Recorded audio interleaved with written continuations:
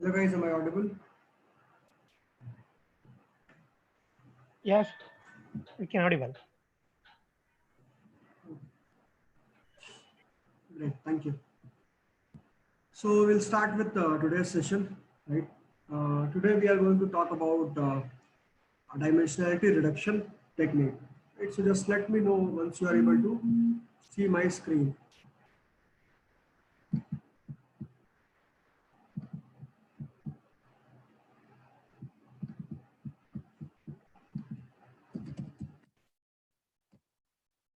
Visible guys? Yes, Virat. Okay, fine. Thank you. Now the question is, what is dimensionality? Right? When we are talking about dimensionality reduction, what is dimensionality and why do we want to reduce it, right? What is the disadvantage that we are getting when we have a higher dimensionality in data? So we will start from that point. We'll see how to actually reduce that. So today's topic is going to be PCA, Principal Component Analysis. Principal Component Analysis is one of the dimensionality reduction techniques used in machine learning or used in data science. So we'll talk about it, how in background it works, and obviously Python implementation, how can we go ahead and implement it. Now coming back to our original question, right? What is dimensionality, or what are dimensions in our data? Whenever any data is given to you, what are our dimensions? So if we go ahead and talk about that, right? Let's say that you have a data like this. You have a column x1, x2, x3, x4, and it's a target column. Okay. Now, when we talk about dimensionality, right, we talk about this. Because anyway, we cannot go ahead and reduce it, right? We cannot do it with. This should always be present. So if we don't talk about this as also, we are totally fine. So whenever we talk about dimensionality, we talk about the number of feature columns, right? So when I say that it is a high dimensional data set, right? The dimensionality of the data set is quite high. It means that, right, the number of columns in the data, they are too many. Now the question is, what happens when the number of columns in the data, they are too many? So we'll understand it by taking a very simple example, right? What is happening with us? So let's say that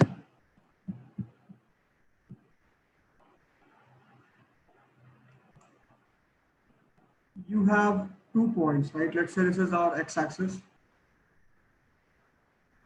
right? And you have 2 points here, x1 and x2. How will you calculate the distance between these 2 points? You can directly go ahead and do x2 minus x1, right? So once we if we have one dimensional data, right? So let me draw a table. Let's take it to paint. Better there, right? So what we are doing is let's draw a table, dimension, and the calculations we are making, right? So for one dimension, how many calculations we are making? Generally, we are making like 1 to 2 calculation, because if you for always making the distance positive, you can take a modulus, right? So you can write mod of x1 minus x2. So actually, you are first doing this, and then you are taking this modulo. So 1 to 2 calculations we have to take. Now let's consider a point in 2 dimension. So let's say that we have a point x1, y1 and a point x2, y2. how do we calculate distance among these points, right?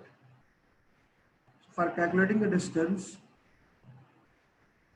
we have x1 minus x2 whole square plus y1 minus y2 whole square, right? How many calculations are we making? If you go ahead and see, right? How many calculations are we making? X1 minus x2 is one calculation, and squaring them is again another calculation, right? So two calculations here, right? Again, one y1 minus y2 is 1, squaring it is another one, so two calculations here. Then adding these two, right? Again, it is a one calculation. Then again, taking the square root of it, again it is one calculation, right? So 2 plus 2, 4, 1, 5, 1, 6, right? So if we have two dimension, we are making 6 calculations. Now let's say you have 3 dimensions, right? So how many you will be making? X1 minus x2 whole square plus y1 minus y2 whole square plus z1 minus z2 whole square, right? So simply 2 here, 2 here, 2 here, then these two, right? Two additions we are going to make, and then one square root. So total we will have 9. 6 plus 2, 8 plus 1, 9. Right? So for 3 dimension we have 9 calculation. Similarly for n dimension, right? If we go ahead and generalize it, we'll find out that for just calculating the distance between 2 points, we have to do 3n calculations. Okay. So we do not want that, right? So this is just for 2 points. Let's say that you have let's say that you have 1 million data points. Right? Let's say you have 1 million data points. Then 1 million into 3, right?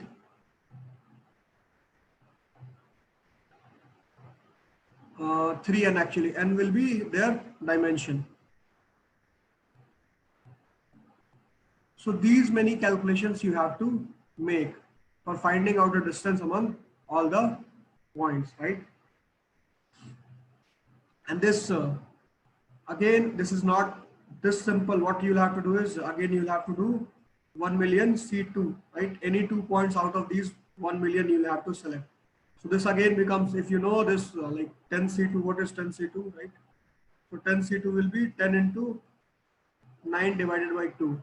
So it is actually 45, right? So similarly, imagine here, how many calculations you have to make if you have data in n dimensions, right? So we want to reduce it, okay? We want to reduce.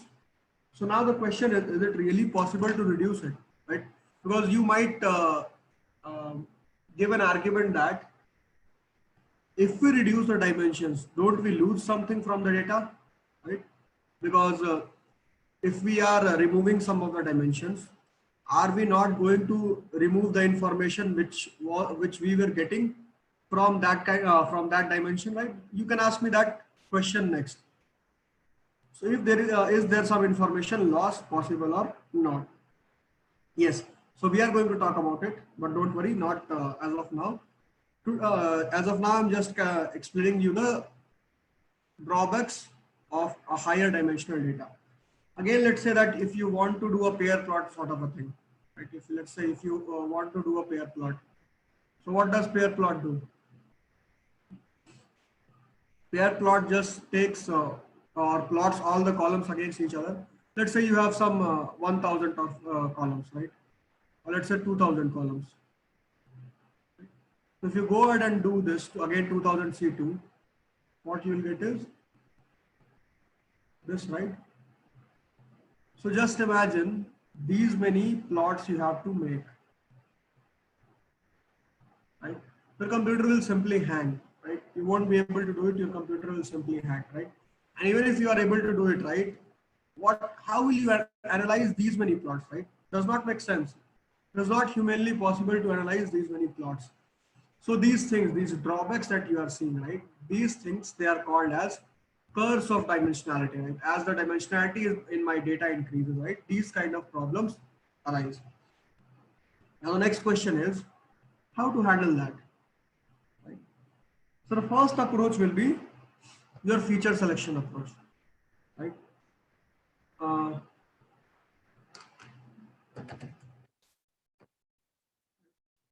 First approach can be your feature selection approach, right?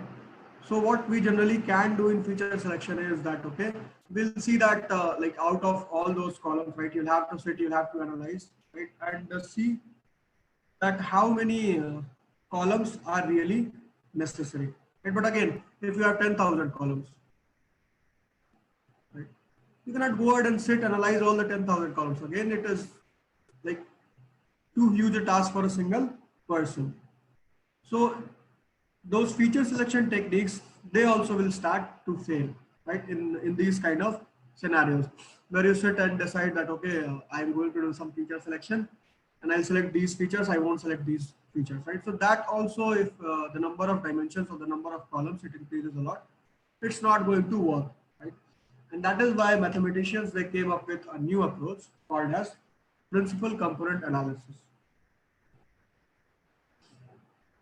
to take care of all these things.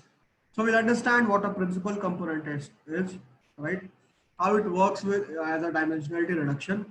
And one thing, PCA is a dimensionality reduction technique. It is not a feature selection technique, because many in many of the batches when we discuss these things, people get thoroughly confused, right? So whenever we are generating principal components, they start asking the same question that, okay, which of the columns are going to get selected, right, in PCA. So PCA is not that, right? PCA does not do a feature selection. It is not going to select any of the columns. So what does PCA do, right? We'll talk about it, but yeah, I'm giving you like a heads up that people generally ask these questions in almost all the batches, whatever I take, people ask these questions. Fine. So now let us try to understand what we are doing in PCA. Till now, are we clear, guys? Like, why do we actually need PCA? The story of it. Are we clear? Yes, sir. Yes, sir. Virat, one thing here I want to ask here, like whether the PCA we are considering for the supervised and unsupervised, both the conditions we are like means in both the cases it is applicable, or any specific time No, we need. if you talk about PCA, right? PCA, if you see, PCA in itself is an unsupervised learning approach. Okay. Okay. So, but yeah, having said that, it can be applied to both the things. If you see, like there are too many dimensions, it is dimensionality reduction technique. You can apply it anywhere. Right? The job is, it does not learn anything, right? It is not a model which learns, right? Yes. So if you're talking about that using PCA, you will be able to predict something, you will be able to predict nothing. Right? It is just to reduce the dimension, that's it. It does not learn anything. No, it does not learn anything. Okay, but when we are saying the dimension reduction here, so automatically we are like, as you said, that it is not related to the feature selection. Means you will be not selecting the column wise, but automatically if we'll be reducing the dimension. For example, we have a 10x10 matrix, for example, in the data set, and we are reducing to, for example, 6 or 7, then automatically it will going, indirectly it is going to select few of the columns and few of the columns will be eliminated. That's what I am saying. It does not select few of the columns, right? That's what I'm saying. Okay, we'll talk about it. Okay, don't worry, I've not explained it. But yeah, this is the general confusion that we get in all the batches. So fine, I just gave you like a heads up that this is the confusion that many of you also might get. Fine, anything else apart from that? I've not discussed that, don't worry, I'm going to discuss that. No, thanks. Okay, great. Anything else, guys, or shall we proceed? Virat, earlier you were showing us was that that PCA takes, if you would be doing manually, then it would be taking a lot of process. Now, if you are doing PCA, it will be faster. Something like that. You was trying to understand. Yeah, what I am saying, trying to say is that PCA, see in machine learning and all, right, we generally calculate distances and compare all the points to each other, right? Yeah. So we are trying to reduce the number of columns in our data set, right? That's what we are trying to do in dimensionality reduction. Yeah. Okay. So the overall number of calculations that our machine learning model has to make, right? That is comparatively smaller. Okay.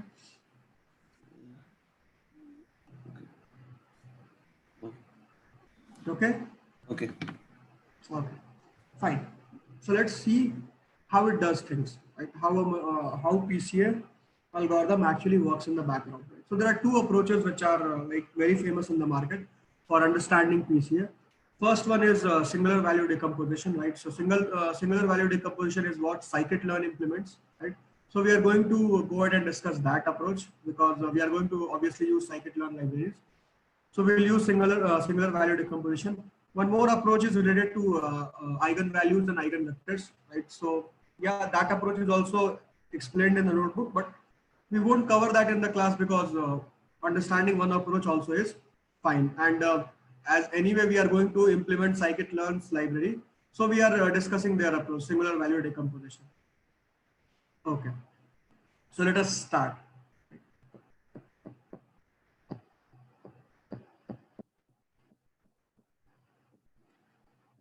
So this is what principal components look like, right? So these are what principal components will look like. So they are orthogonal vectors actually, right? And this is principal component 1, this is principal component 2, this is principal component 3. Right? Now the question is how? How did I come with this? How did I come up with this? How did I come up with this, right? Now the question is that. So what is the, when I say principal component, right? When I say principal component 1, right, what does this actually mean? Okay. So when I say that principal component 1, right? Principal, the direction of principal component 1, right? Or you can say that the axis of principal component 1 is the axis where the data is most spread. It is able to explain the most variance in data. This is what principal component 1 means. So if you see this PC1, right? So the spread of data is the most. Again, if you look at principal component 2, it is comparatively less. Principal component 3, again, it is comparatively quite less.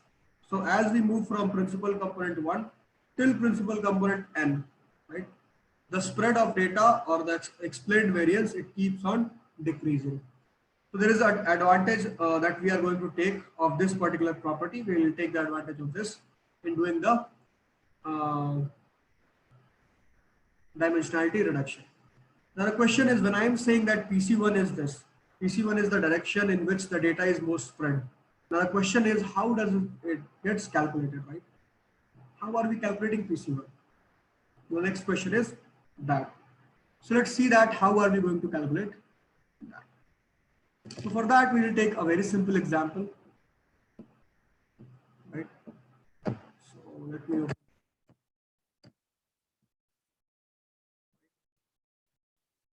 Let's say that these are our data points. Okay, these are our data points, and just for understanding this, right, we are taking a two-dimensional data, right? X and Y axis we have, because it is difficult to, it will be difficult to explain in 3 dimension, and beyond 3 dimension we cannot even comprehend. So fine, our hands are tied, so we have to take two-dimensional data. So let's say that this is your data set, right? So the first thing that we are going to do is we are going to calculate the mean. How do we calculate mean, right? If we have, let's say, this point x1 y1 and x2 y2, right? How will we calculate the mean of these 2 points, right? So mean x will be equal to what? X1 plus x2 divided by 2, right? And y mean will be equal to y1 plus y2 divided by 2, right? And now as we have n number of points, so this will become divided by n, right, plus divided by n. So now you have calculated a new point. Let's denote that point in red. Let's say that this is your mean. Okay. So now what are we going to do is we will move this mean to this location, right? And similarly, like all the points. So what we are doing is if we imagine this as a disk, right? And this as the center of disk. So what we are doing is we are moving the entire disk so that this center, this particular center is at origin. So next step is going to be that. Right? So let's see that. So let's say that we are having this. Now this red dot is our mean. Correct? On this side of the mean we have these points. On this side of the mean we have these many points. Now our next job, right? Our next job is to find out a best fit line for these 2 points, like not these 2 points, this collection of points, right? We have to find the best fit line.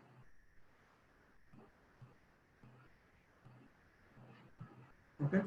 So our best fit line will be somewhat this, let's say.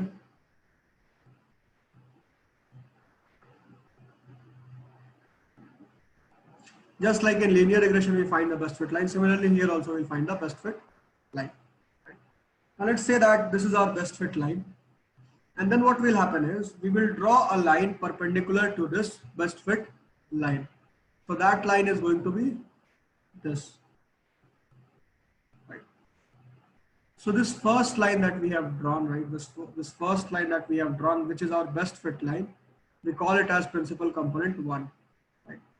And the perpendicular line that we have drawn to the best fit line, we call it as principal component 2. Now what to do next? Right. So what we are going to do next is that we will try to calculate the projection of these points on these new principal components. For example, this, right? This is going to be my projection here.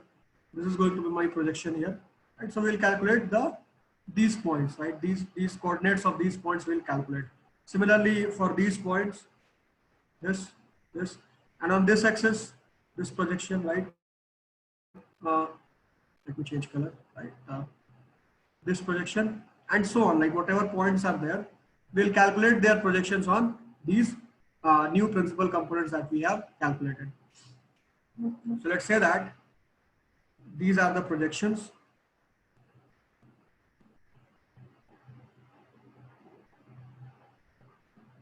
Right? And the next step that what we are going to do is, right, we will be rotating it. So after rotation, what's going to happen is this thing will become this axis, this new axis, right? And this thing will become your new this axis, right? And then what we are going to do is,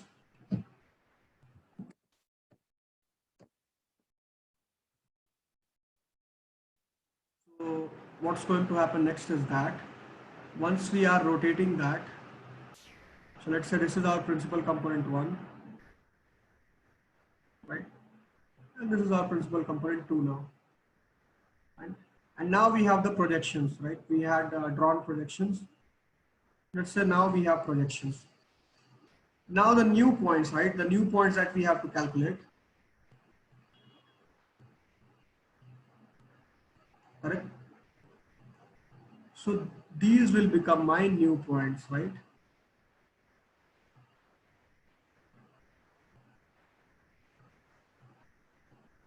These will become my new points. So whenever your machine learning algorithm is going to be trained, right? They will be not trained on the old points, right? They will be trained on these new points. So these are your new training points for the machine learning model, right? And this is how principal component analysis works. This is in background, right? So are things making sense, right? Or no? Virat, it's a little bit complex. Actually, Yes, it is. yeah, you took some data points, then you Yes. did a projection on some particular line, PC1. Yes. Then how did you select PC2? So PC2 any, is just a line perpendicular to PC1. okay, That's so, it. okay. So data might not be so much concentrated on PC2, right? So if we compare PC1 and if we compare PC2, right? So PC1 will have a greater variance or greater spread than PC2. That Okay. kind of a thing. Okay, then you are rotating that whole data and you are creating a new data points, right? Yes, yes, yes. Okay. So how it will be advantageous? You Yeah, just I've you not talked about it yet. I've just talked about the process. How it is advantageous, I have not talked about it yet. So okay, okay, let me talk about it. But this is the process, right? okay. Process wise, are you guys okay? Then I'll proceed. Then I'll talk about what it actually did, right? Vinod, I had a question. Can you just go back to the previous screen? Yes. So in this, the best fit line, it has to pass through the origin. Yes, it will pass through origin. Here it will pass through origin. But it will always not necessarily pass through the origin, is it? No, no. In case of PCA, it will pass through origin. That's what I'm saying. Right? So a precondition for PCA is that your data should be like a Gaussian distribution sort of thing. Right? So in Gaussian distribution, if you remember, right? Sorry, in normal distribution, mean I guess is 0, correct? And standard deviation of 1, I guess. That kind of a scenario. If I am not wrong. So that is why we translated it here to achieve that. Okay. Okay. And so when you first do this PC1 and you're finding that best fit line, right? Okay. So you're kind of assuming whatever data points that you selected are the ones that have the highest variance. You're making No, some assumption. I'm not making any assumption, right? I'm not making any assumption. What it is a mathematical observation, right? That the principal component 1, it will be only calculated in that direction, right? Where the spread is maximum. For example, right? Let's take an example, right? So let's say if we have data like this,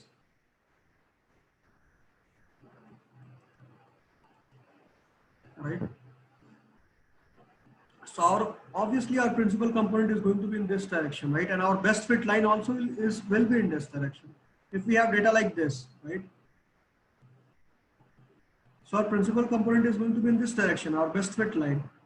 So the meaning of principal component is just that it talks about the spread, in which direction the spread is maximum. That's it. Okay, got it. Okay. Thanks, Vinod. Virat, what if we should always assume a straight line, right? You are not assuming, you are calculating the best fit line, right? Okay. You are not assuming that, you are calculating that best fit line. Okay. So the line cannot be a curved line. Is it so? No, why will it? When you are saying line, why, like line and curve, they are two different things. A line cannot be a curve. Correct. No, if the okay. So okay.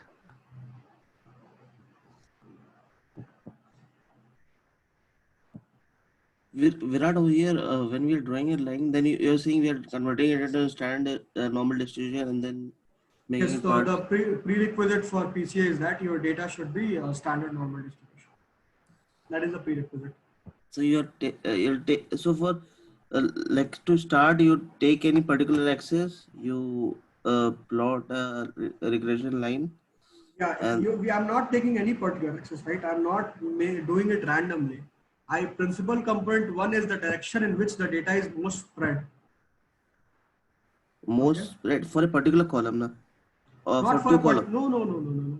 So here we are taking 2 columns, right? But if you are taking n dimensions also, it will be the same principle. The underlying concepts are still the same. Principal component 1 is the direction in which the data is most spread, be it 1 dimension or be it n dimension. The concept is same. So okay, let's say there is our data is n dimension. We plot a line which is having which is covering most of the n attributes. And again, you are taking another line. Okay, other line is the just perpendicular to the current line. Correct.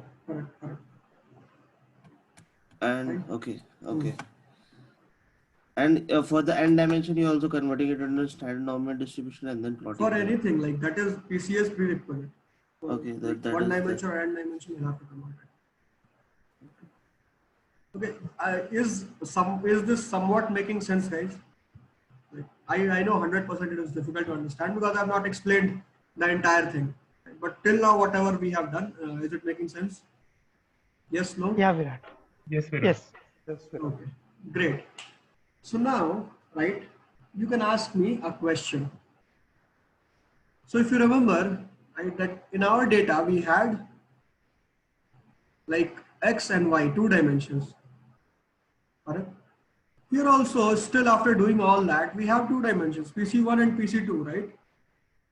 Then what did I do? Right? We have all the dimensions, like we have x and y, we had a 2-dimensional data. And ultimately after doing PC principal component as well, right? So I'm getting 2-dimensional data. So what did I do? Right? Why did I do it? Why did I waste your time? Correct. So the thing is, right, in PCA, your job does not stop here, right? You're not stopping here. So whenever we are running PCA, right, whenever you will do a PCA.fit, right? So a parameter is expected from us, which is called as number of principal components, right?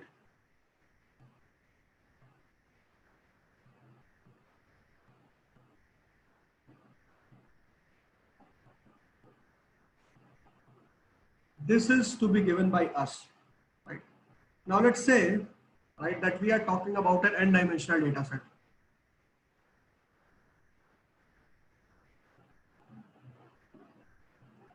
Okay. If we are talking about an n-dimensional data set, right? So what we'll have like for 2 dimension, x and y, we have PC1 and PC2, thus we have same number of principal components as my dimensions. So if we talk about n dimension, right? So we'll have n principal components, right? Now what did I do, right? I am just, I started with n dimensions and again I calculated n principal components and again I have calculated their projections. So those points also, they are still having n coordinates, right? It does not make any sense. Why did I do it? And this is where a concept comes into picture of explained variance ratio, right? The concept of explained variance comes into picture.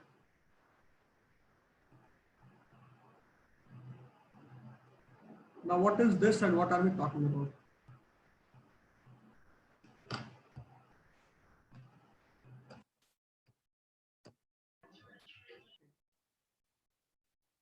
When I say explained variance,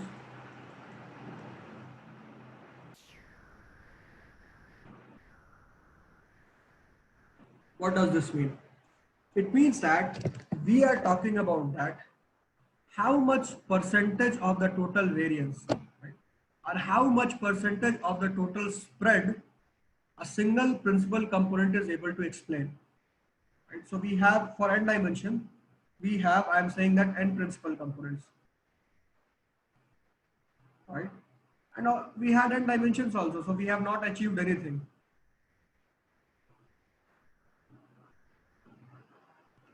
Right? So now what we'll do is we'll try to see like how much variance each principal component explains. So PC1 will be explaining the highest variance. Right? Let's say you have some 100 columns. Okay. Now PC1, let's say it explained around 50% of the variance. Right?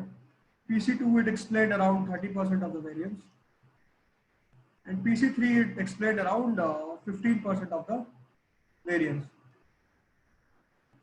PC4, let's say 3%, and so on. Now the number keeps on reducing, right, till 100.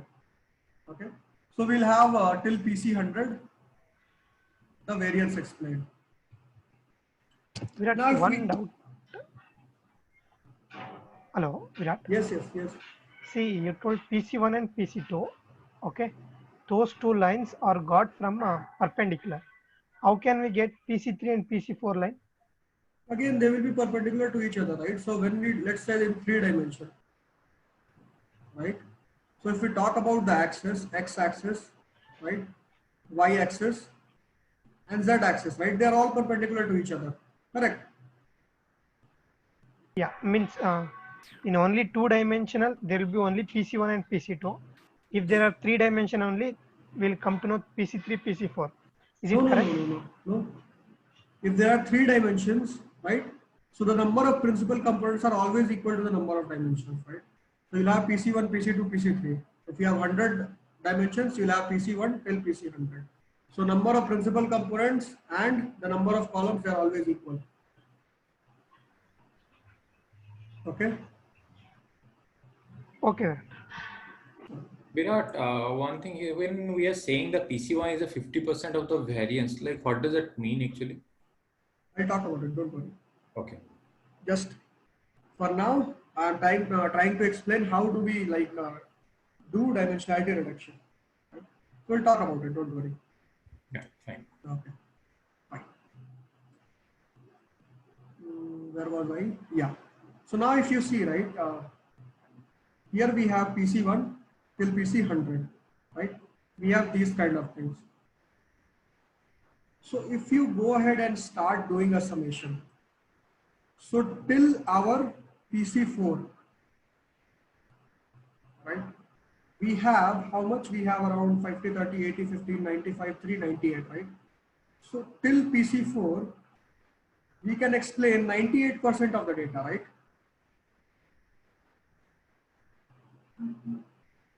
And remaining 96 columns, they are just explaining 2%, remaining 96 principal components, right? They are just explaining 2% of the data. So now in our machine learning model training, right? Whenever we are doing a PCA.FET, right? So this is what we are going to do. We are going to give the number of principal components as 4 here, right? So we won't consider all these 100 principal components, right? As till PC4 only, we will be getting 98% of the variance, right? So we are giving the number of principal components as 4, right? And after running the principal component analysis, you'll get a new data set which will only contain 4 columns, right? And this is how it works, right? This is how it has reduced the dimensionality for your machine learning model. Earlier, your machine learning model, it had to do calculation on 100 columns. Now it will be doing calculations only on 4 columns. Making sense? Virat, over here, can you just explain like PC1, PC2, PC3? For it instance, let's say we have 4 columns. So one PC1 will be created by all the 4 dimensions. Then PC2 will be the perpendicular of that. What will be PC3 will be again perpendicular to that? Yes. So in 4 dimension, you cannot visualize, but that's why I gave an example you of 3 dimension, right? So x-axis, y-axis, z-axis, they all are perpendicular to each other, right? So, but it will not be explaining a lot of the data. Okay, that's the reason. So Okay. gradually the variance, like the explained variance, it is decreasing, right? As we start from first principal component till the nth principal component, right? That's what people have observed, that the explained variance, it keeps on decreasing. Okay, making sense, guys, till now? That wonder. See, PC1 is obtained by using all the 100 columns. Yes. PC2 is obtained perpendicular to the best fit line. Yes. PC3 is obtained perpendicular to the PC2. No. PC3 will be perpendicular to both PC1 and PC2, right? If we talk about X and Y, right? X and Y axis. Z axis is perpendicular to both Y axis and X axis, right? It is not perpendicular to only Y axis. Perpendicular to both. Then how can we come to know PC4 for all X, Y, Z perpendicular? Yeah, it will be perpendicular to all X, Y, and Z, right? You cannot imagine it, right? But mathematically it is perpendicular to all.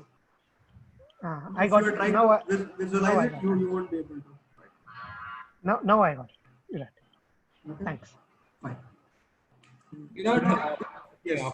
when we are saying that PC4 equal to 98%, like we took here, so like this is the assumption we took, like okay, we have to stop in PC4 or like on No, what? again, we are not using any assumption. We are not making any assumption. So what I am saying is that Yeah. from PC1 till PC4, right? Yeah. From here to here, right? Okay. So I am able to explain 98% of the variation in data, right? I am able to explain 98% of the patterns present in the data, right? So I do not really need to go ahead and consider all the 100 principal components. That's what I am saying, right? They are only explaining, like the remaining 96%, they are only explaining 2%, while the first 4, they are explaining 90% of the variance, right? Okay. So we'll be only considering the first 4 for our machine learning model training. The rest we need not consider. So now instead of 100 columns, our machine learning model will be trained on the first 4 principal components. Yeah, got it now. Okay. Virat, Yes. so PC1 here is the best fit line for the entire data set, right? Yes. And then PC2, it's just a perpendicular line to PC1. That is in 2 dimension, right? But if you talk about n dimension, so PC2 is the second best fit line, sort of a like second best fit perpendicular line. No. Only PC1 was best fit line. PC2 was For just 2 dimension, for n dimensions, right? okay. Let's say that if we are talking about 3 dimension, X, Y, and Z, right? Let's say your X axis is the best fit line, first PC1, right? So now there are 2 perpendicular lines possible. Z axis is also perpendicular possible, right? And Y axis is also perpendicular possible. So which will I consider as PC2? Correct. Now the question is that whether I will consider Y axis as PC2 or Z axis as PC2. So then we will see that in which direction the variance is more. Let's say Z axis has more variance, then Z axis will be PC2, and finally whatever remains, it will become PC3. Okay. In 2 dimensions, by default, the second dimension was like perpendicular, and we did not have any choice. But as the dimension increases, we'll have to see that as well. Okay. Virat, Makes this sense? PC2 so how does it make, like we're not able to understand it. Like Pardon? PC2 will be a perpendicular line to PC1 only, no?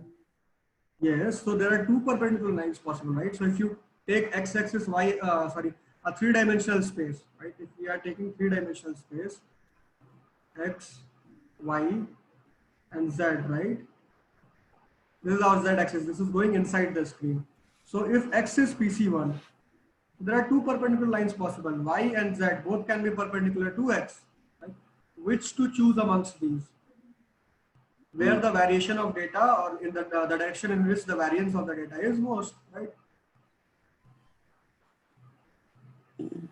Variation of data is most. So wherever there is the most variation, you will pick that line. Correct. Means which line will be that? Will be that Z or Y? For instance, It again depends on the data, right? Let's say if y-axis has more spread of the data, right? Along y-axis, the data is more spread. So a principal component 2 will be this. That's it. And then remaining z will become principal component 3. then next again PC3 will be created for Z. Then you only have one option, right? Only a single line is there which is perpendicular to both PC1 and PC2, right? Which is z-axis. So yeah, fine. You have only one choice there. And again after PC3 there will be 4th dimension which computer. If there is a 4th dimension, 5th dimension, n dimension, right? So again, PC1, PC2, PC3 till n, it will get calculated. Okay. Okay. Fine. And this Making sense? Virat, one more thing over here is 30% of the data is explained by PC2. 30% of the variance in data is explained by PC2. So this means that if we put any point, it will give us a 50% accuracy, something like that. No, it does not mean that. When did I say that? It is just I am just talking about variance. I'm not talking about accuracy, just variance. Okay. Accuracy and all is for your machine learning models, right? Here it is not learning anything. Why are you talking about accuracy then? If we learn something, if we predict something, then we talk about accuracy. Here neither are we learning, nor are we predicting anything. Here we are just transforming data. PCA is a data transformation step. That's it. We're not. This is a data pre-processing step. It is not a training step. So 50% variance, 50% of the data which is present variation can be seen in this.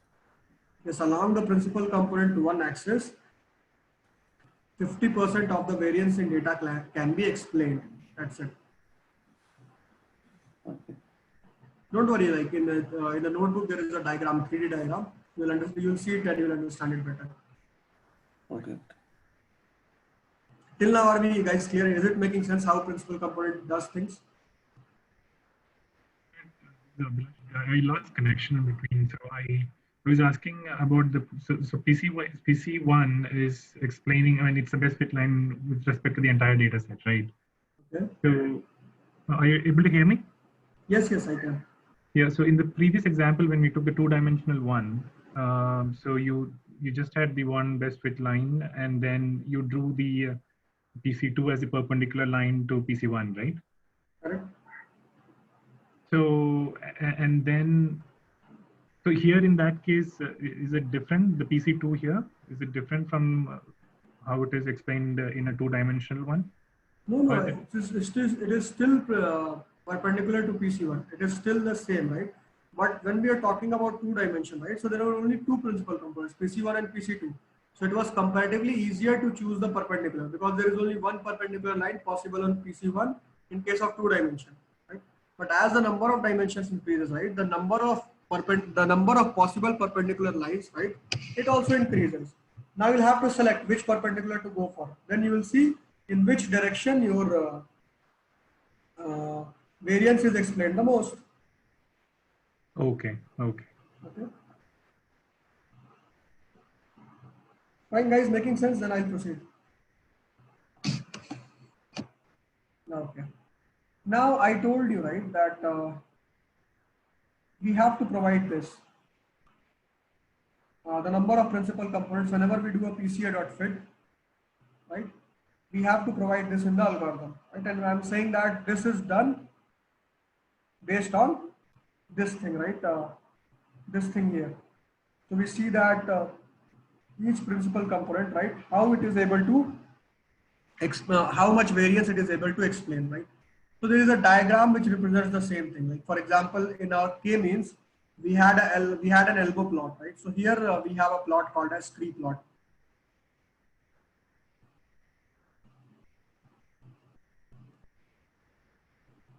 Right.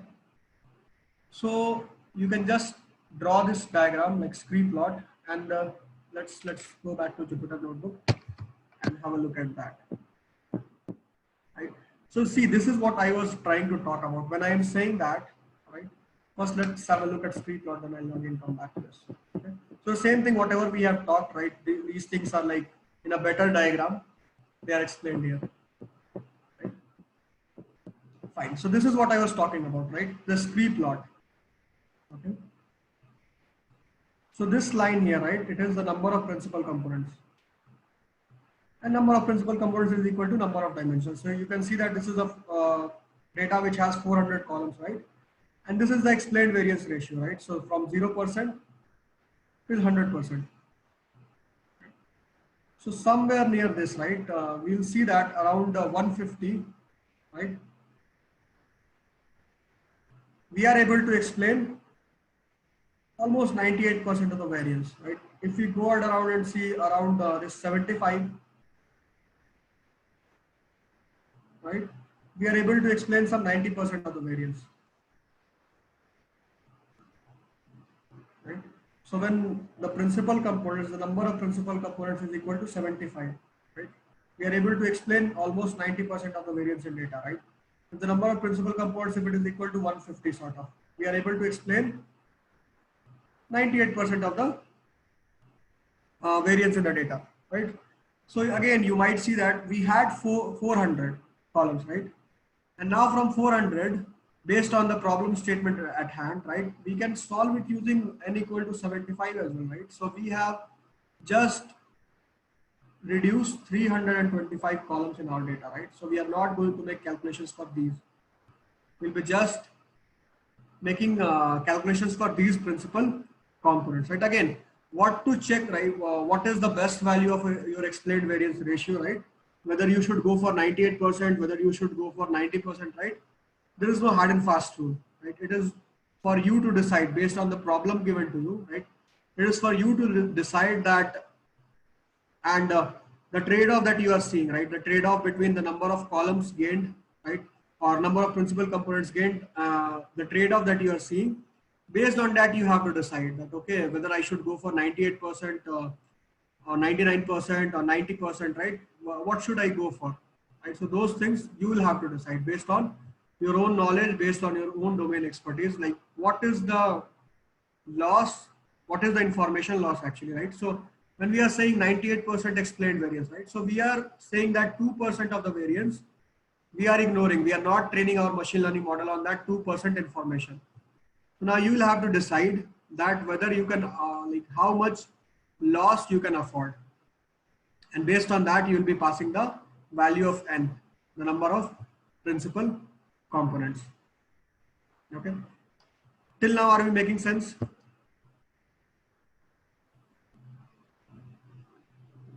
Yeah, Virat.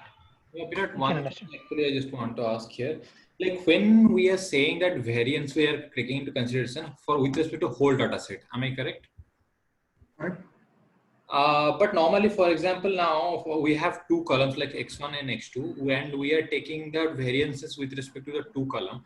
So that is understood. Okay, we are getting to know how far distance and all, and how those data is segregated in that whole data set. But when we are, for example, n number of data set we are taking into consideration, and how how the system will get to know the whole data set is how it is scattered, like how the visualization will happen, like how we'll get to know that one. System does not need to visualize. That's what I'm saying, right? For system, it is mathematical calculations and perpendicular lines to each other. That's it, right? Problem is with us. We cannot visualize. It does not mean our computer also cannot understand it, right? We cannot visualize, but still we can understand. Similar here also, you do not need to visualize it. Your computer understands it. It is just, see, what does a perpendicular mean for computer, right? Yeah. What does up to perpendicular lines mean for a computer? Right? So it just means that if you take a dot product in this direction, right, to the dot product in this direction, right, the dot product is going to be 0, right? So if you remember, let's say if it is direction A, right, this is direction B. So A dot B, right, is equal to 0. This is what perpendicular means for your machine. That's it. The dot product of two vectors is 0 when they are perpendicular to each other. Okay. Okay. So it internally does not need to visualize. Only this is enough. Fine. Yeah. Okay. Okay. Making sense, guys, till now? Yes. So after we have done this PCA and we have got around 75 optimal PC numbers. So at this point, how many features are there with us in our dataset now? Yes, I was waiting that someone will ask this. Fine. So at the starting of the session, what did I say? Right? That when I say that principal component, we have selecting, let's say 75, right? Yes. We are not doing any feature selection, right? So if you talk about, right, let's again go back to paint, right? If I ask you, right, if I ask you to give me this projection, right, how will you calculate this projection? If I ask you, right, to calculate this projection, how will you calculate it, right? This is a projection of this particular line. So if we go about our school mathematics, right? So let's say if this angle is theta, right? So what is this, right? Let's say this length is P. And this point is, let's say, XY. So what is this P? So P can be given as like x square plus y square, right? This is cos theta of. Yes. So something. this is P cos theta, right? Yeah. Correct. So this projection is P cos theta. And what is P? P has contribution from both your X column and the Y column. Correct. So a principal component, right? It has contributions from all the columns, right? So when we are saying PC1, so whatever points you are calculating as PC1, right? When we are saying PC1, so whatever points are there on PC1, all these points, right? So we had only two columns, X and Y. So it has contribution from both X and Y. Similarly, if you generalize this for n dimension, right? So it will have contributions from all the columns. So when you say that which columns got selected, when I am considering n equal to 75, all the columns have got selected. Okay. Okay, so with PCA, the location of data points gets changed. Yes. Okay. Yeah. Okay. So it is a data And, transformation step. You are transforming your data. Right?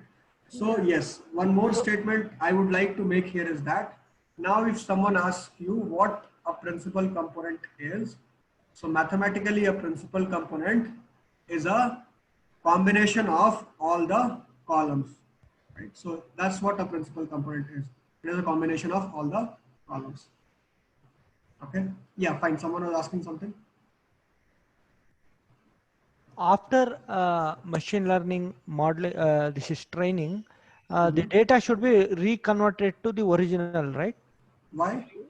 If you train the new data, which is shifted in the dimension, Okay. so after the computation, you have to reshift it, right, to the Why? original. Is it so? Why we have to reshift it? That's what I'm asking.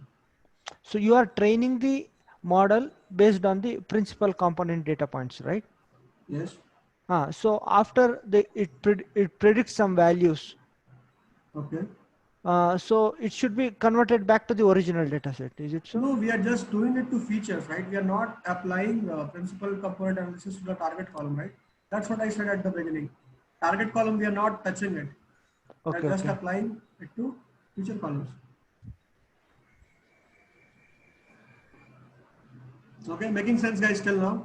so suppose now we have this transform set of data with us, Okay. and now we are getting a new set of test data.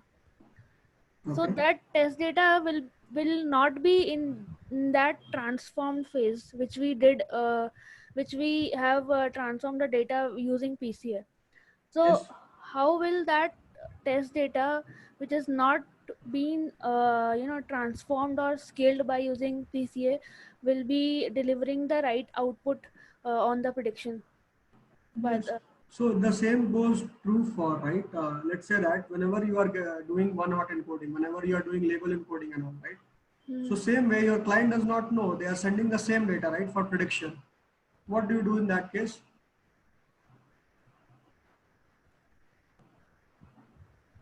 Internally, you convert them, right? yeah, we internally do all Here the. also, you'll have to, like, the same number of principal components you have taken for training, you will use the same number of principal components for testing as well. As simple as that. Okay, this is applicable for test also. Okay. Yes. Anything else, guys, making sense till now? So this is like a pre-processing step before the Yes, actual yes, it model. is a pre-processing step. It is a data transformation step. It is a pre-processing step. We are reducing the dimension. We are not doing any model training till now. Okay. Anything else, guys, making sense? So in terms of model deployment, if you are looking at that part, this will be part of a Python file. This will be part of your data pre-processing step. Okay. Okay. Okay, like, are you even able to understand 70%? I'm good with 70%. Right? Because first time I know it is difficult to understand. But yeah, I have tried to make it as Yes, simple ma'am. as possible. Sir, this might sound a bit silly. No, no, it's okay. It's okay. Um, Not a problem. Even after dimensional this process of dimensionality reduction, Mhm. our columns are at the end they are of the same number. No, no, that's what I'm saying, right? So when we are selecting, right, for example, right, earlier your columns were how many? When your original data set, it had Yeah, let's 400 columns, right? yeah. Now you are going ahead with only 75 columns to train your data using principal components. So now you have 75 principal components. So your machine learning model will be trained on these 75 principal components. Okay, so now these 75 principal components will become our features, no? Yeah, these are your features now. Okay. Correct. Okay. Okay. Virat, then you told principal component is the combination of all the columns, but you're telling it's only 75. It's getting some Yes. confusion. No, why, man? Why? See, if I say PC1, right? And let's say you have column X1, X2, X3, X4, X5, X6, right? So this one column can also be a combination of all these things, right? It is quite simple. You can multiply a constant AX1 plus BX2 plus CX3, right? And so on. It can be a combination of all these things, right? It is as simple as that. Means 75 means PC principal component should be 75. The Yeah. number of principal From components, yes, this is the number of principal components, 75 principal components. yeah, now got it. Okay. Okay, thanks for that. Okay. Virat, in like when we are saying the number of principal components 70, can we relate that out of 400 we are considering 75 as a feature and rest other will be taking into consideration as a testing set? No, Like, no, nothing, right? This is just, I was explaining to the lady which asked the question, yeah, right? yes. That you cannot say that you have selected 75 columns, right? You cannot say that, right? So it means that the 75 principal components that we are selecting, right? Yeah. Let's say it is a combination of all the 400 columns. That's what it means, right? So each principal component, right, is a combination of all the 400 columns. I gave you the example, right? Yes, yeah. Just here we had like two dimensions, X and Y. This P is equal to X square plus Y square.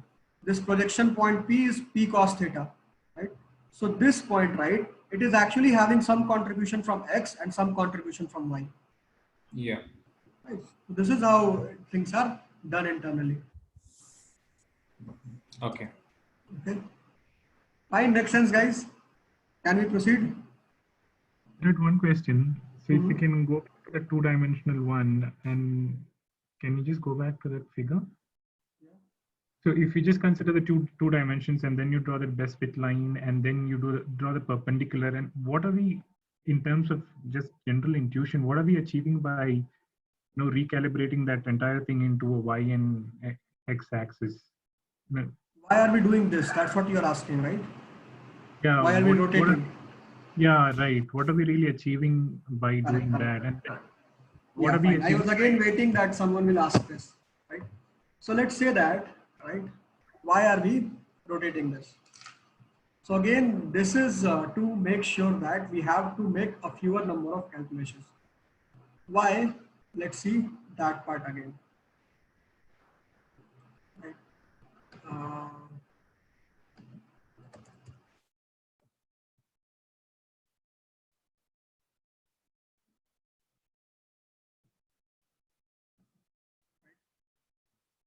Let's say that you have a point like this.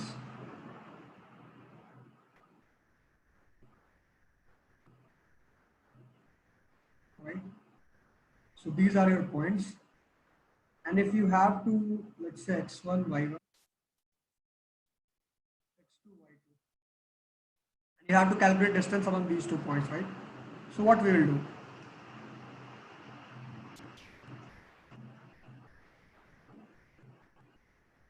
Sorry. Right, this is what we are going to do. This is our traditional way. But if we consider this, right? And if we have to consider the distance among these 2 points, right? So what we'll do is we'll need only x1 minus x2, right? This is what we need for calculating the distance among these 2 points. So we have significantly reduced the number of calculations from this approach to this approach. So what we are doing is we are just rotating this line so that this becomes this. That's it. Just to simplify our calculations. Okay, making sense now?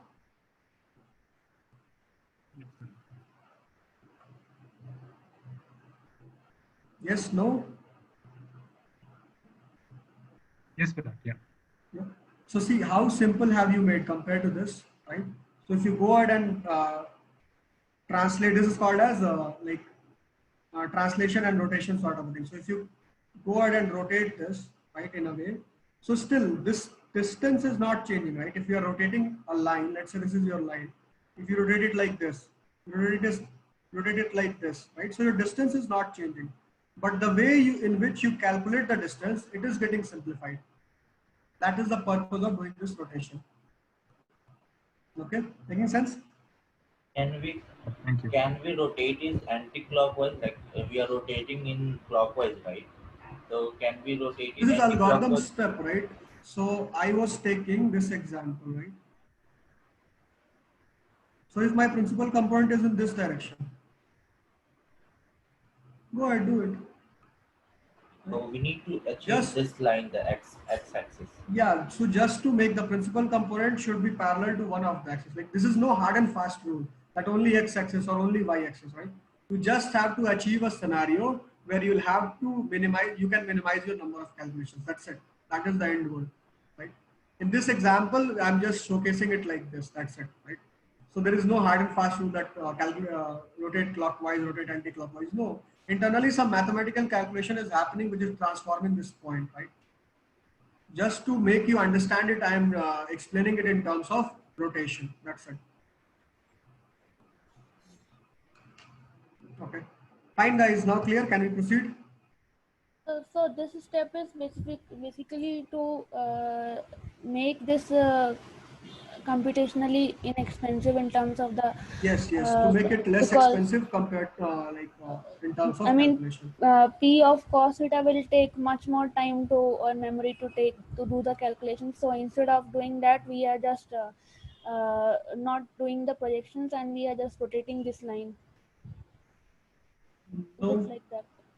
no. The P cos theta. I'm not explaining that P cos theta, right?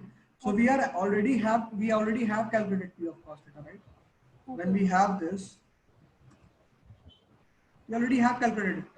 Again, we already have calculated this, right? But again, when we have to calculate the distance between these two, right? So we are going to have to do many calculations, right? Yes. So instead of that, we'll just make it here. So that comparatively, we'll have to make lesser calculations. That's it. Okay. Okay. Fine, guys. Now can we proceed?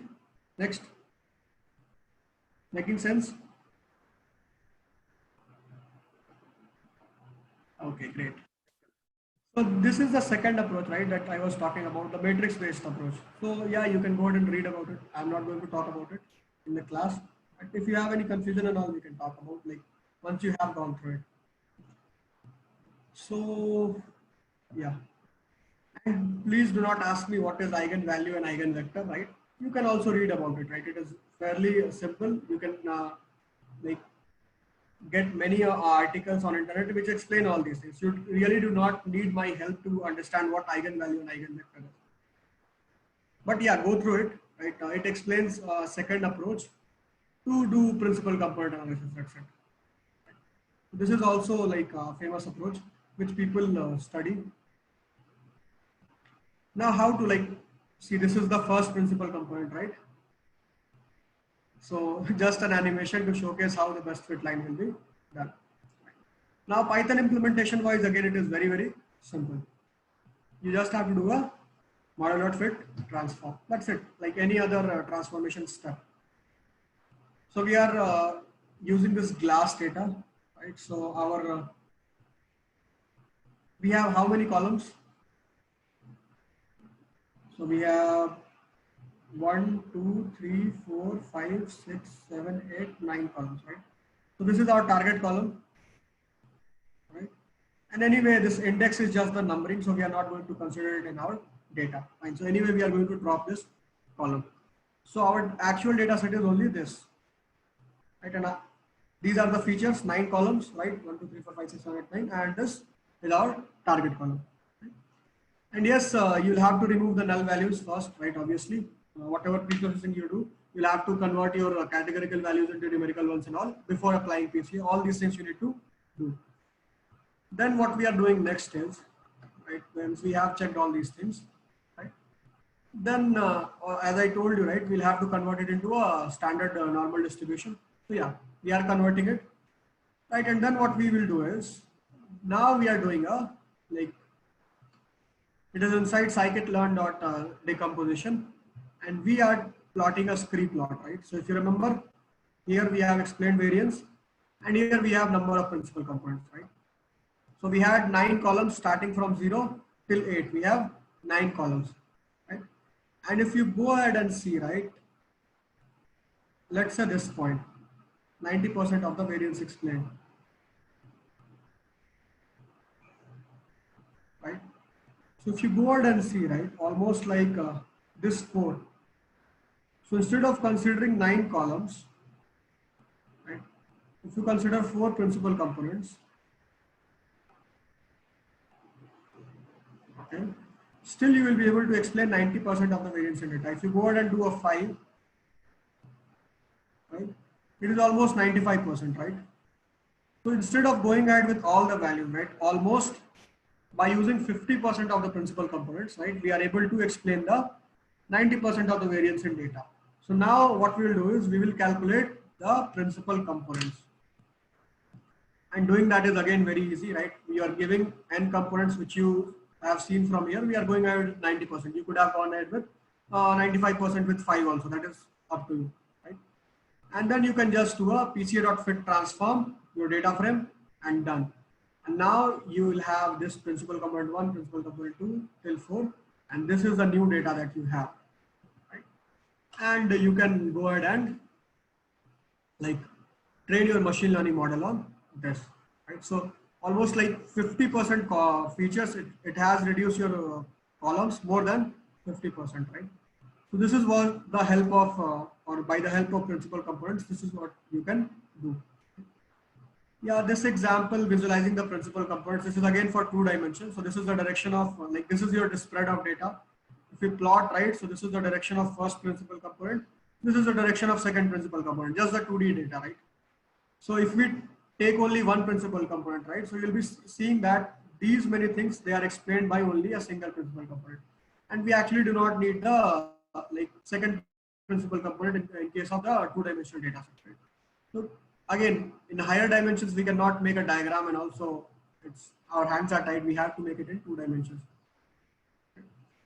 And then, yeah, one of the examples or one of the use cases, right, for your principal component analysis can be, right, that it can be used as we are reducing the number of principal components, or we are reducing the dimension of the data, right?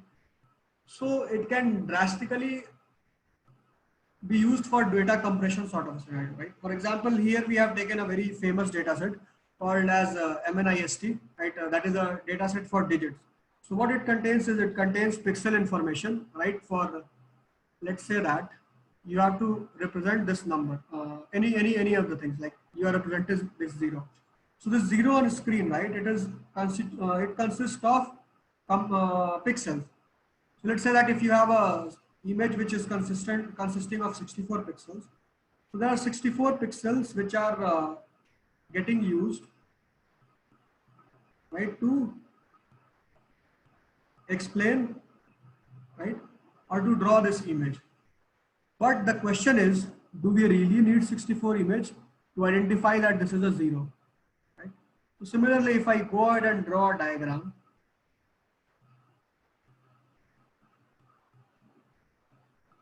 right, let's say with only these number of dots, right, with only these number of pixels, each pixel is a dot. So now see how we have reduced from 64, right?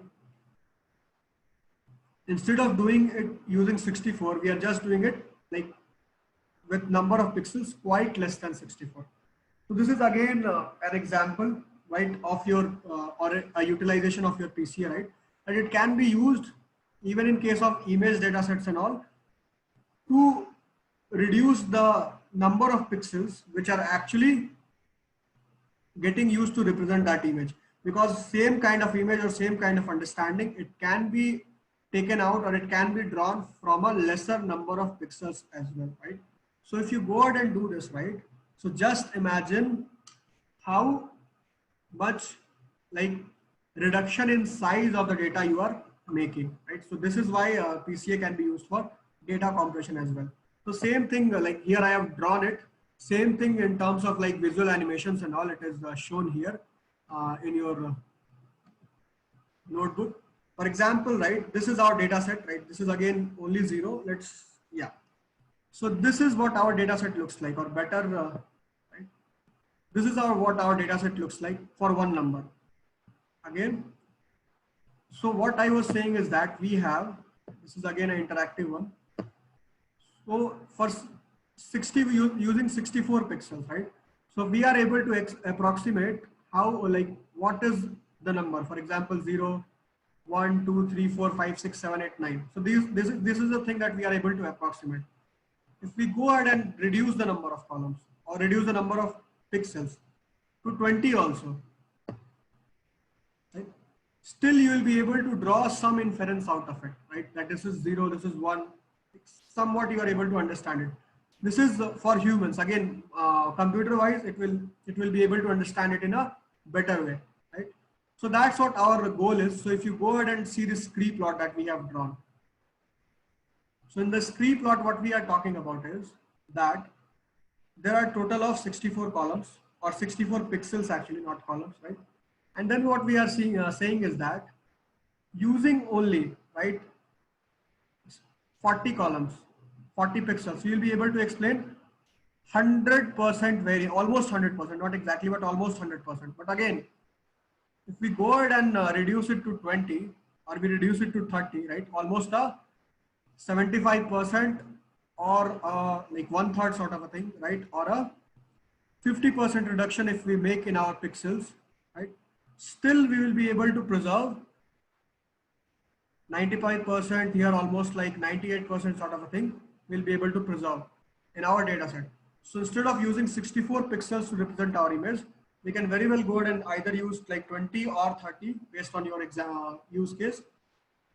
So that now whenever you are like training your model on that, right? So now you have to significantly train on lesser number of pixels. So again, this will be a use case for PCA. Fine, making sense, guys? Again, go through this sheet. That's what I will recommend. Go through this notebook, right? Try to understand, okay? And you will get like what I am talking about. Am I making sense, guys? Yes, no, or not making sense at all? Same, like, not a problem. No, Virat, we can understand. Okay.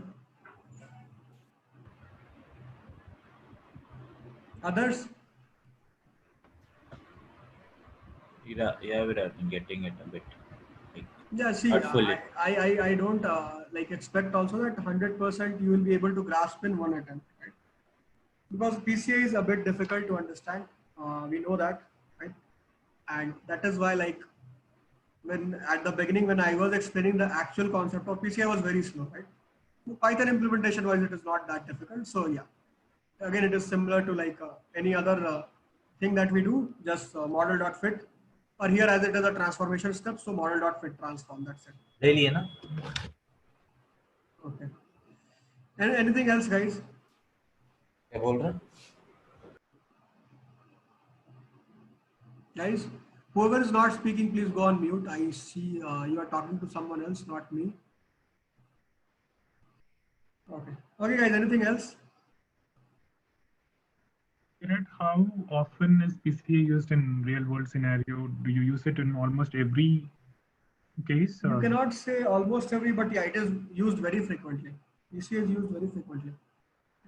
So it is a widely used algorithm. That's what I can say. PCA is used because you cannot like skip the curse of dimensionality. In real time, you will get a data set which will have too many columns. So in that case, you can go ahead and do PCA, not a problem. Okay. Virat, one thing I just need to ask here, like when, for example, when this example, when we are considering 64, we have pixel here, and we are just, for example, here when we are considering 20 or 40, within that we are getting the 90% of variance, whatever we are getting, means we can portray the same thing what in 64 pixel is present. But what is happening, like when we are saying that 40 PCA terms, it is a combination of all the data sets. Exactly. Yes. Yeah. So when we are saying all the, so that means we are not like, we are just losing 2%, but we are containing maximum content of the data in 40% itself, like 40 PCA value itself.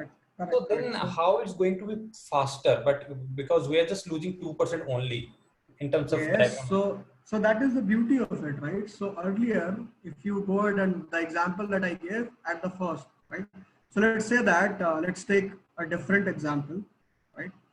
Let's say that, let's go to above example, right? So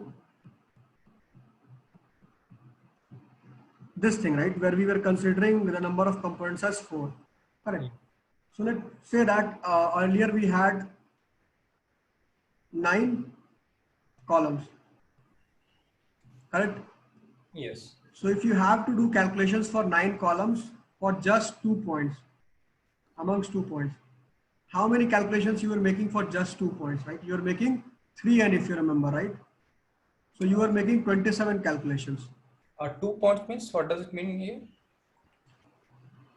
In 9 dimension, if we have this point and this point, so if you have to calculate the distance between these 2 points, right? Okay, got it, yeah. So we were making 3n calculations for n dimension. So you were making earlier 27 calculations for just 2 points. Now Yes. when I have reduced it to 4, right, I am using 4 principal components. So how much you have to make? Okay, we are changing the dimension itself here. Okay. Yes, so you have to make 12 calculations. So it is like more than 50% calculations you have reduced. Okay, got it now. Yeah, got it.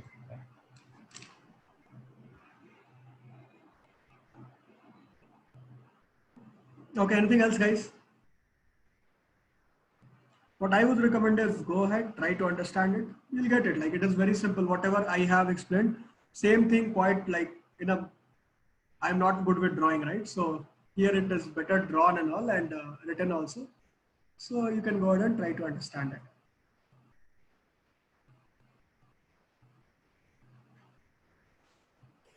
Any questions, guys?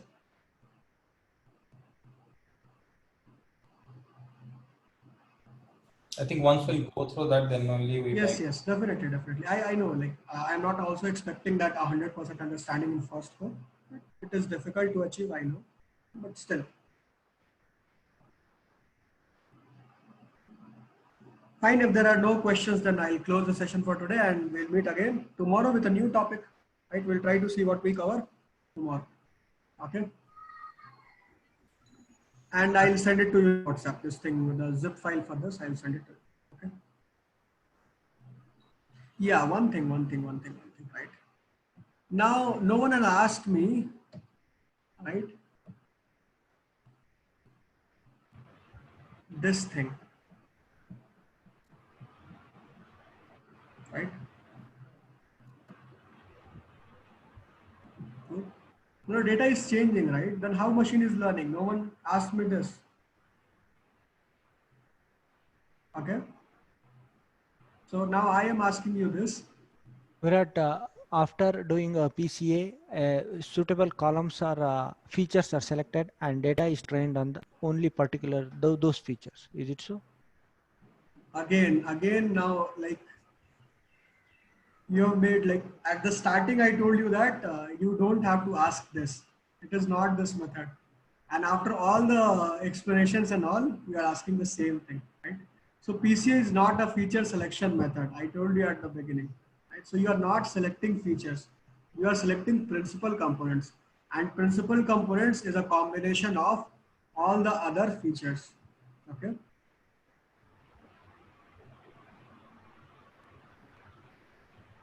Makes sense? Yes, yes. Okay, now no one questioned me on this, right? So now I think you understand this. So can anyone explain this point that I have this highlighted here, right?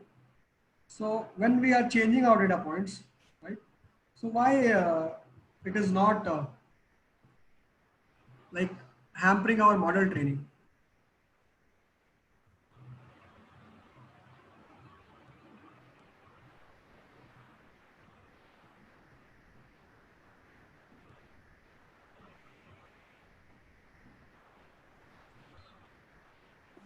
Yes, no, this is true, no, because for each principal component dataset, we need one calculation to be done.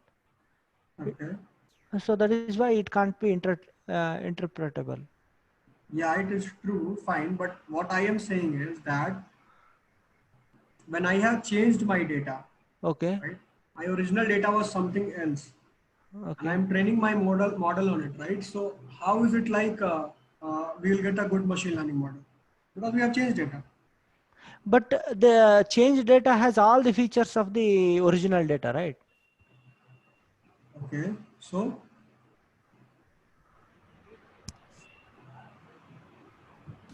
So it will be the same Same data same data, and we in are the different version. That's it. yes, yes, yes. So that is the thing, right? So principal component is actually a combination of the existing data itself.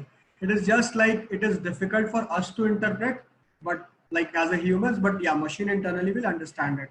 Okay. So it is less interpretable for humans, not machines, right? And a second question nobody asked me, right? That this thing, right? So if you are actually running a program, right? So will you stop to see the number of principal components? No, right? Your program should not stop. You should dynamically be able to do it. Okay? Correct? Correct or not correct? Correct, sir. Yes. So for that, you can just pass the, like instead of passing this, it is somewhere here. Let me see. So instead of doing this, right? Instead of passing the number of principal components directly, right?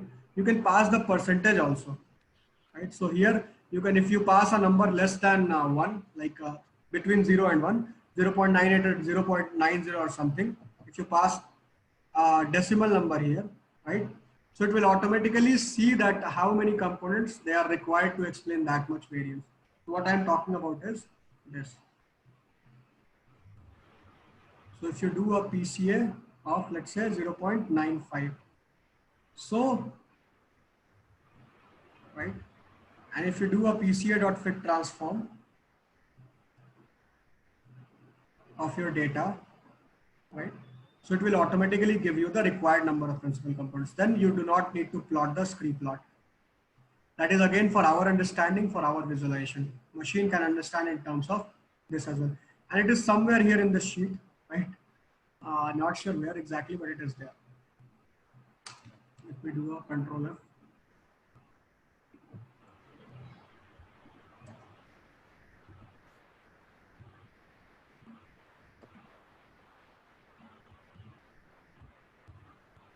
Here, right? If you see, this is what it can do. This is how you will be able to do it. Okay? Making sense?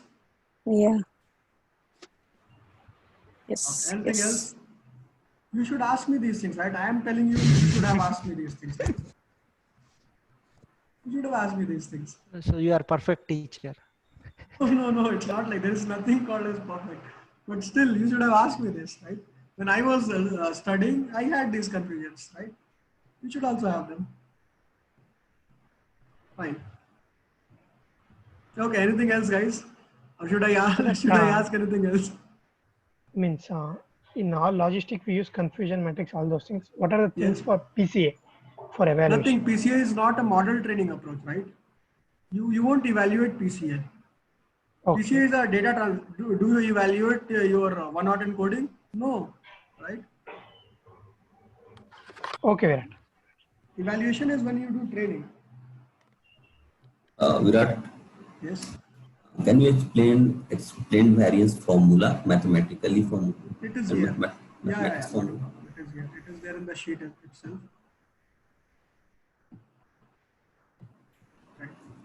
It is actually the distance of the points on this particular line. So if we go ahead and see here, see, right? Distance of PC1 points by distance of PC1 points plus distance of PC2 points. Right? So here, distance of amongst all these points, the summation of distance of all these points, right?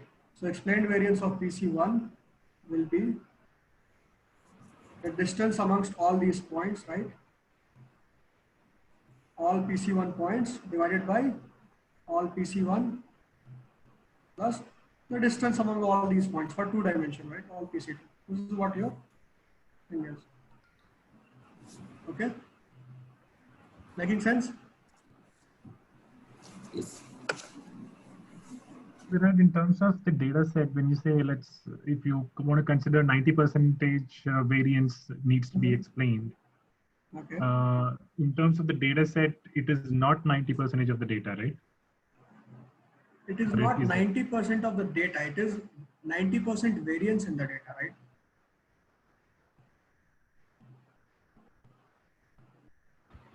Okay. Because see, you cannot say 90% of the data because anyway you are reducing your number of column itself to more than 50%. How can you say that 90% of the data?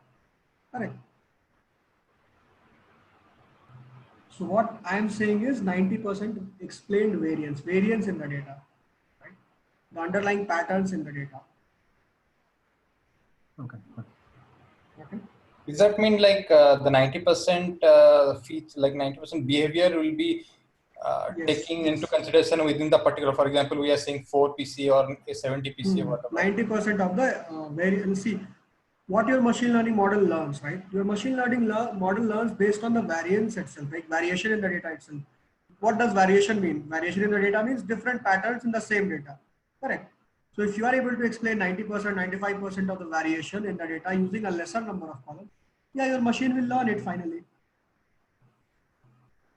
Okay. So then we can say the rest other data, whichever we are not taking into consideration, those are kind of unwanted data also we can say, because that is no impact in the You cannot say that they are unwanted sort of, but yeah, you can say that they are not that significant. For example, the first 4 principal components, they are the most significant, and the remaining 96 columns, right? They are having very less significance compared to these first 4, right? Okay. But Virat, you told those 4 PC principal components have all the features of all the columns, right? Yes, they have all the features.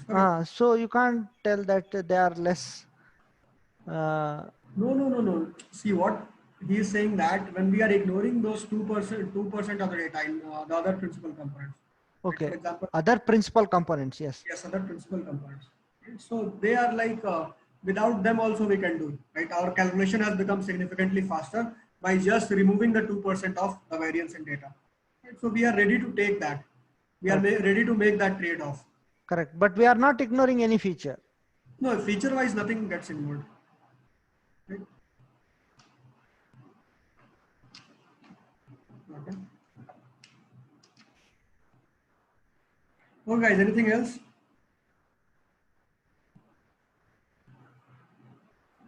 No. Okay. Fine then, guys, we'll close for today. We'll again meet tomorrow with a new topic. Just go through this. I'll share this notebook with you. Just go through this and we'll have a look. Okay. Fine, guys. Bye-bye. See you tomorrow. And yeah, I think you might have got an email for 3 to 5, right, session of architecture design that is to be taken by Sudhanshu. Please go ahead, join it. It will again help you a lot. Right? Have you got emails? Yes, we got. Yes.